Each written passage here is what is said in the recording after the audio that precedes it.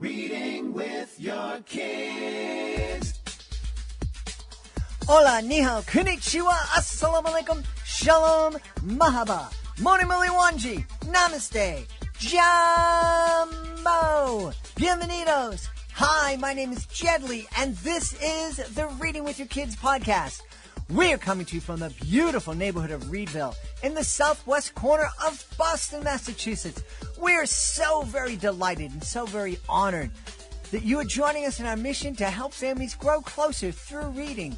Please be sure to subscribe to the show on the iHeartRadio app, on Spotify, Amazon Music, Apple Podcasts, Google Podcasts, Stitcher Radio, wherever you find your podcasts. Our guest today is Christine Milkovic Kraus. She is here to celebrate Teddy Loses His Ears. Well, she's not really celebrating the fact that Teddy loses his ears. She's celebrating the beautiful book that she created about Teddy, who loses his ear. You're going to find out about that in just a moment. But before we invite Christine in to talk about Teddy and his ears, or lack thereof, we want to let you know that this episode of the Reading with Your Kids podcast is brought to you by Magical Words, a great book by Judy Weigel. Magical Words is based on respect and positive empowerment of others. Ms. Weigel teaches her students that to be happy, one needs to love and honor oneself first, and then extend that to others. She inspires her students to live their life by the golden rule, do unto others as you would have them do unto you. And she teaches this lesson through her example and through the use of magical words. You're going to really love Magical Words by Judy Weigel. This episode is also brought to you by A Bus from Lafayette, the wonderful historical novel by Dorothea Jensen. 50 years after the American Revolution, a unique event occurred. Revolutionary War hero General Lafayette went on a farewell tour of America. He was mobbed like a rock star and greeted by several million Americans. Lafayette and his journey are the historical background for A Bus from Lafayette by Dorothea Jensen. This award-winning novel for teens and tweens tells the story of a clever, troubled girl, a wicked stepmother, an annoying brother, a mean teen, a handsome boy, a touch of romance, a world-famous hero, and a playful kiss. Check it out today. A great book to read or co-read with your teens or tweens. A Bus from Lafayette by Dorothea Jensen.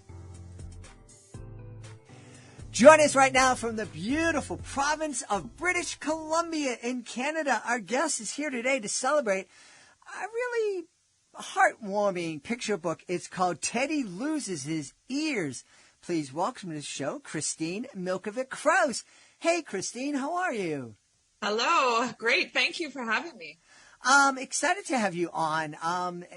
Teddy Loses His Ears sounds like a heartwarming story. Tell us about it.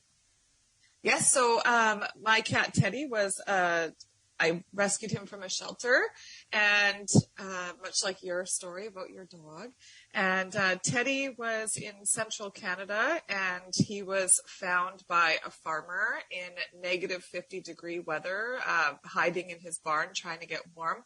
And the farmer actually found him and probably rescued Teddy just in time. Mm-hmm. And Teddy subsequently had frostbite and lost his ears and the tip of his tail, and had some paw pad chappedness, and actually lost his ability to purr too. Mm. But so he lost his ears, and so he looked kind of different from all the other cats, like you said about your dog, and Teddy wasn't really getting adopted, mm-hmm. possibly for the way he looked. Mm-hmm. So we decided to give him a chance. Wonderful, wonderful. Yeah. Yes, Christine is referring to our dog, our security dog here in the studio, Augie, who has an eye that doesn't quite work the way it should and doesn't quite look the way it should, but he's happy and he gets along great, and he's a great member of the family, and he keeps me safe here in the studio. Pretends that he's asleep, and I know he's standing watch over me here.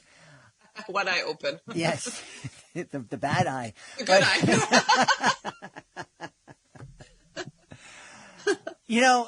That story of first off, why would anybody live where it gets to be below 50? I know you guys use Celsius, so it's not quite as cold as minus 50 here in Fahrenheitville, but still, that's mighty cold. Well, you and I were just talking about the housing crisis, so I think people live where they could afford to live, and it actually can be quite beautiful. I do know friends who grew up in Saskatchewan and Manitoba, those parts of Canada, and they say it's a different kind of cold. Me, it's 0 degrees and I'm losing my mind. But I think there it's just a beautiful tundras of snow, and they have gorgeous views. You don't have a lot of neighbors close by, and you just enjoy that kind of lifestyle. Lots of lakes and stuff in the summer. So it does get nice and warm in the summer, and then you get a beautiful winter. Wow. I've never been though, but I've seen photos and they describe it. It does look like a nice lifestyle. Well, it sounds like a place that I want to visit in the summertime. Yeah, 100%.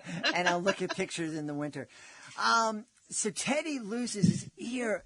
You know, one of the things that we're not quite sure what happened to Augie's eye. We do know that wherever he was, whoever he was with before he came to us, probably wasn't pretty nice to Augie, because he has some issues. It was really hard for him to warm up to us. In fact, it probably took 6 months to a year before he would really snuggle with anybody and let anybody really pet him. Is that something that you experience with Teddy? Yes, Teddy has some trust issues for sure. Immediately when he was on a long journey from central Canada to where I am out in British Columbia, and he was stuck in a truck and in a cage for that whole 3 days, I'm sure. So when I opened the cage door, he jumped out immediately and was loving me and hugging me and just imprinted immediately on me and the kids. But since we've had him at home, we noticed that if you walk past him, and he's not expecting it, he will swat at your ankles and things like that. So I do feel like he was probably kicked around a lot, if he had a home before, or he's used to also, like, if he's hungry, he'll give me a little swat. Just that's how he communicates. Or if he wants to go outside, he'll walk me towards the door, and just as I'm about to open the door for him, he gives me a swat, and I'm like, why are you hitting me? I'm doing exactly what you want me to do. So it seems like he has this nature in him that he has to fight for everything that he wants. So typical street cat, but yeah. Yeah. People used to say that about me, typical street kid. Street dog. There's something about, for some people, as you were saying that, Teddy wasn't being adopted because of the way he looked. But there are other folks, probably like you, who they see that cat, that dog that's different, that's missing something, that's very, very needy, and you seem like the kind of person that's like, yeah, that's the cat I want in my home. Yeah, because I feel like those animals are they've been through so much, and they could potentially make the best animals because they're more appreciative of the love when they get it. And I don't think they forget whatever happened to them.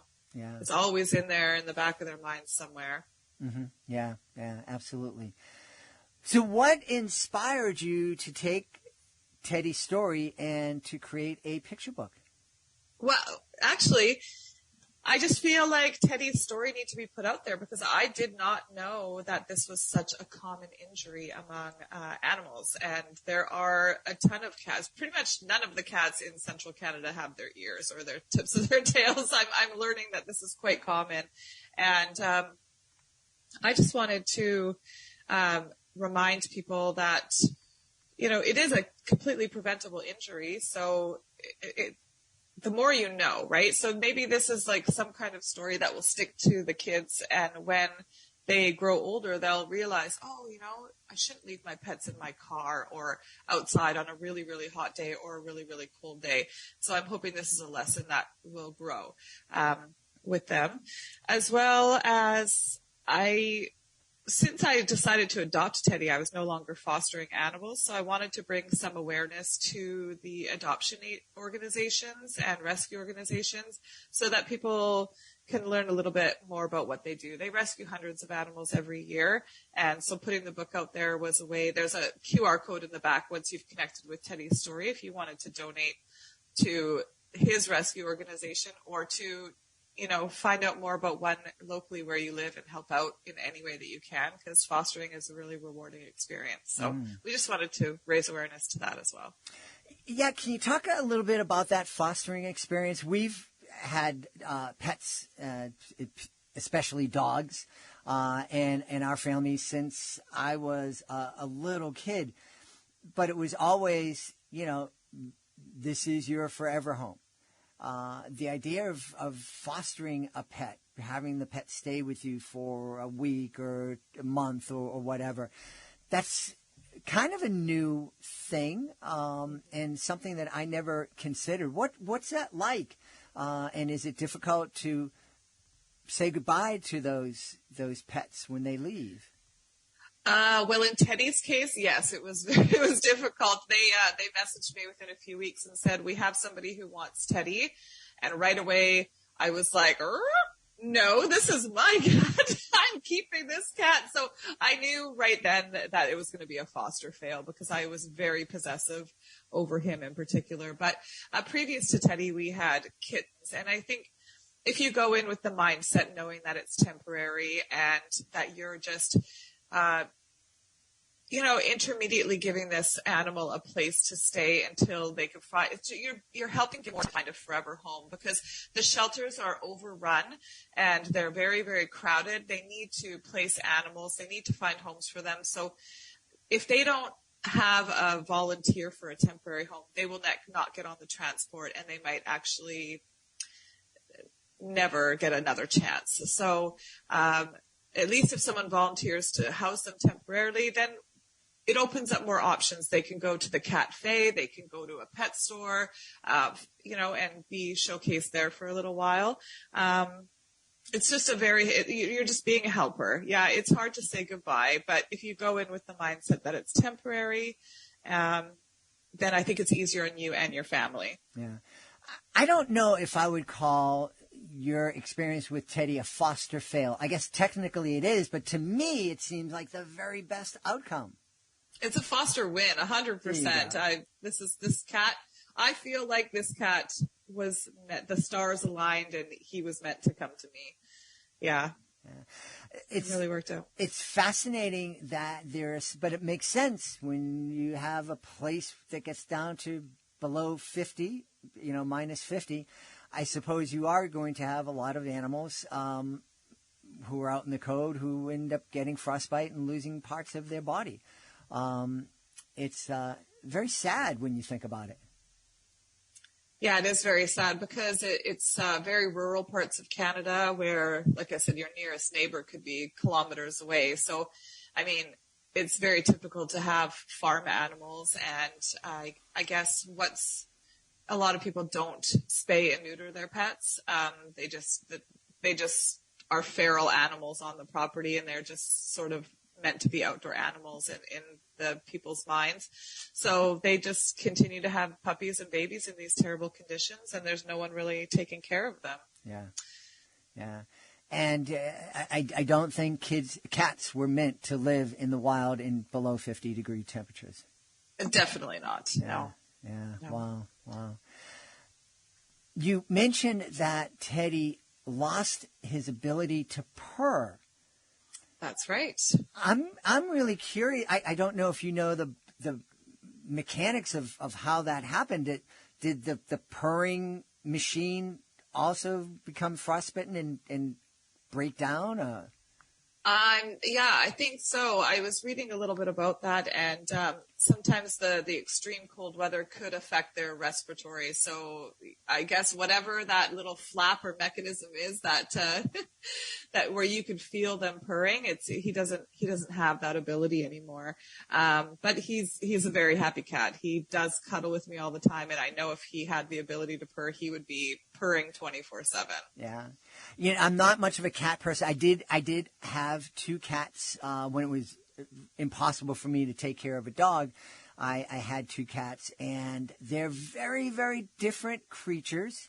Yeah. Very different experience than owning a dog. And they do have a surprising variety of vocalizations that I was surprised. I figured it was just purring, but they had different kinds of purring, and there's even some growling and roaring. Oh, and Kenzie, I almost called the cat my daughter's name. That's what happens when you have kids and pets seems to get mixed up. Yeah, Teddy goes around in the middle of the night at about 5:30 in the morning and starts howling. Hello? Hello? I'm like, Teddy, I'm in my bed, like I always am. Come on. And then he jumps in the bed and he cuddles, but it's almost like he gets confused at nighttime. He's like, yeah, he howls, and it sounds like an old man saying hello. Well, it sounds like this is a great story to read with kids, not only to, talk about how we care for animals, but also it might be a great story to read for a family that's considering adopting their first pet, whether it's a cat or a dog or another type of pet. That's exactly correct. A pet makes your family feel complete.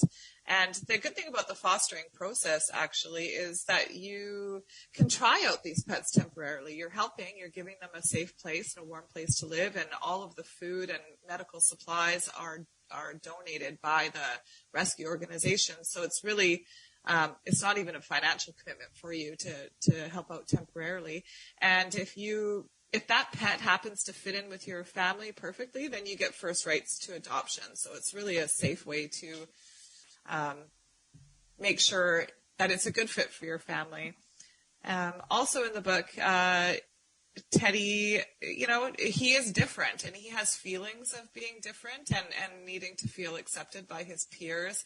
And in this book, it teaches you to listen to one another, and because everybody has a story, and the more you listen, then that's how you connect with other people without judgment. So I'm thinking kids, everyone feels a little bit different now and then, and our self-esteem isn't always the best. So it's a good book to help kids relate to maybe differences that they're feeling as well. Yeah, that's so important. And I think, as we've talked about here, oftentimes when kids are trying to work through issues, that it's a lot safer to talk about those issues with your kids when you're talking about a character in a book, as opposed to how are you feeling, Johnny, Kenzie. And I imagine, too, that for really young kids, it's really fun and easier to talk about an animal that might be excluded or left out or being stereotyped than talking about themselves or about their classmates. You nailed it 100%. Teddy is struggling to fit in with his peers, which are the cats in the neighborhood. Mm-hmm. And it's definitely, it would be easier for children to connect with a relatable, real-life character and then talk about their emotions that way through how Teddy feels. And I've had a lot of parents say their children cried at one point in the story, but then on the very next page they were so happy because everyone accepted him just for who he was, and that he ended up with such a happy life despite what he had been through. So it's kind of takes the kids on a bit of an emotional journey, and that's good for them. Yeah, absolutely. Hey, as a foster mom, cat. I don't know which cat words. Mom. Cat mom. Yeah, foster cat mom. What's the most interesting experience you had, other than just falling in love with Teddy? what was the most kind of interesting or weird or wacky experience you had as a foster cat mom?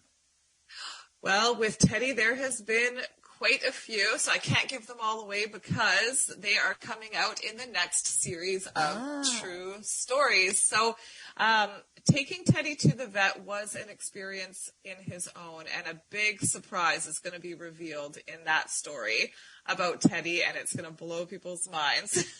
But the other thing that was quite surprising to me is that Teddy loves spaghetti. Teddy loves pasta. All right. A cat after my own heart. Yes. So, I mean, the next book is actually called Teddy Loves Spaghetti.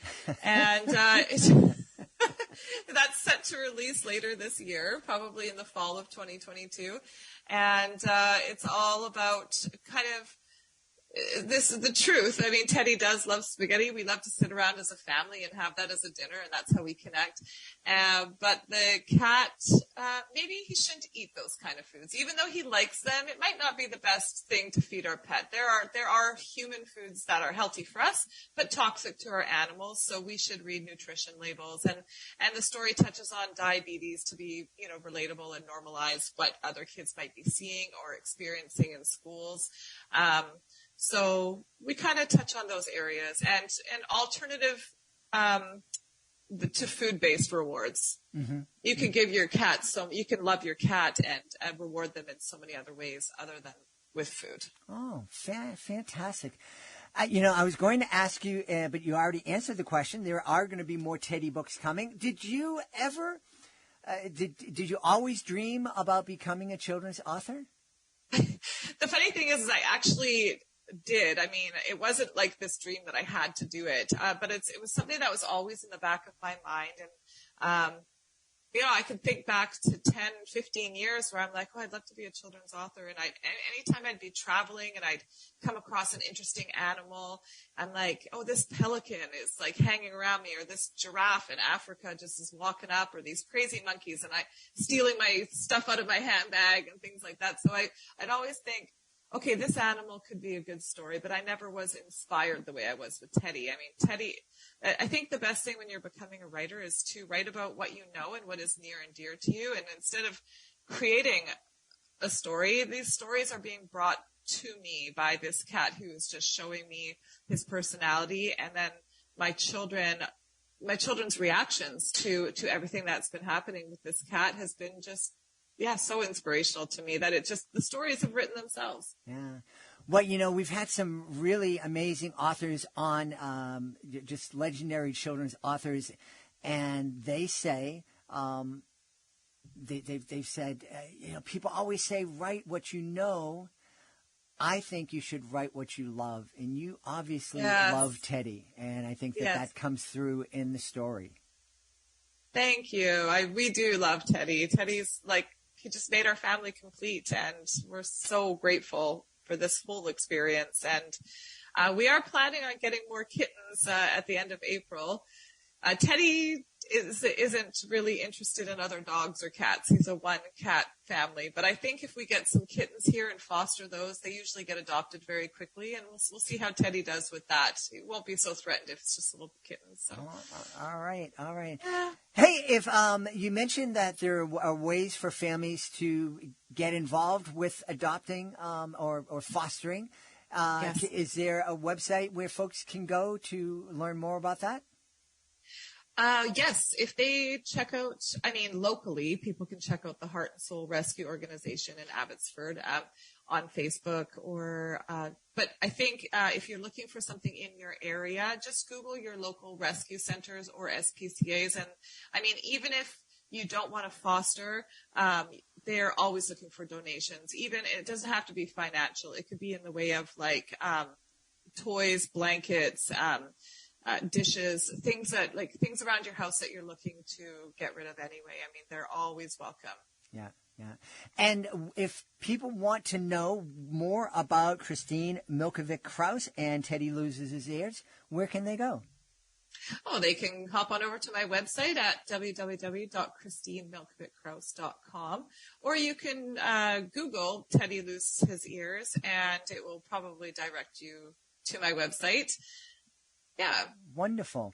We've had a really fun time speaking about cats and fostering and pets, and Teddy Loses His Ear, the brand new book from our guest, Christine Milkovic Kraus.